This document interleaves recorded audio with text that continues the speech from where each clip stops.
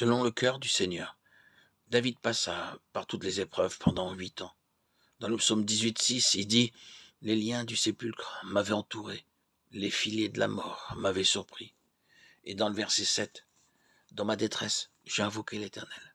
J'ai crié à mon Dieu, de son palais, il a entendu ma voix, et mon cri est parvenu devant lui et à ses oreilles. » Et encore au verset 17, « Il étendit sa main d'en haut, il me saisit, il me retira des grandes eaux. » Et au verset 18, « Il me délivra de mon adversaire puissant, de mes ennemis qui étaient plus forts que moi. » Au verset 19, « Il m'avait surpris au jour de ma détresse, mais l'Éternel fut mon appui. » Et au verset 20, « Il m'a mis au large, il m'a sauvé parce qu'il m'aime. » Avant que David ne devienne roi, Dieu l'avait choisi.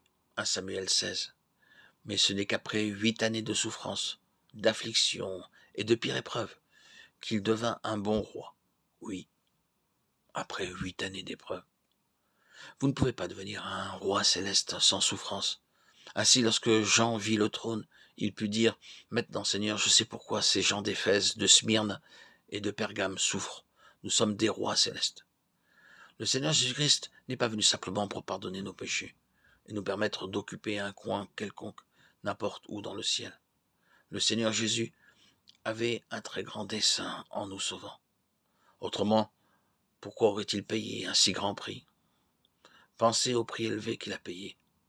Dans Hébreux 1, 2, 3, il dit « Dieu, dans ces derniers temps, nous a parlé par le Fils, qu'il a établi héritier de toutes choses, par lequel il a aussi créé le monde, et qui, étant le reflet de sa gloire et l'empreinte de sa personne, et soutenant toutes choses par sa parole puissante, a fait la purification des péchés, et s'est assis à la droite de la majesté divine, dans les lieux très hauts. » L'expression « les mondes » signifie que la terre sur laquelle nous vivons, toutes les étoiles et les planètes furent créées par la parole du Seigneur Jésus-Christ, uniquement par sa parole.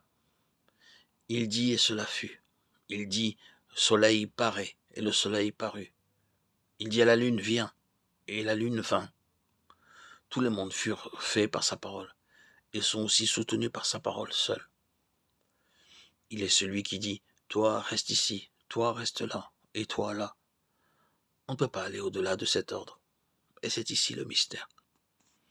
Pour vous et pour moi, nous avons été sauvés à un grand prix. Pour créer l'univers entier, seule sa parole fut nécessaire. Il a dû laisser le trône céleste descendre et devenir lui-même, comme un enfant, supporter toutes les limitations.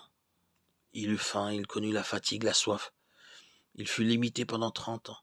Puis il donna son corps pour être brisé, ses mains et ses pieds furent percés, et tous ses membres furent disloqués.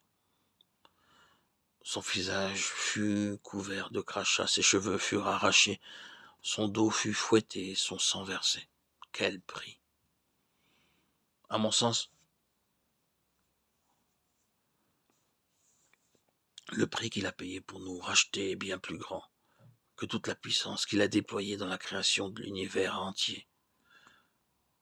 L'Écriture le confirme.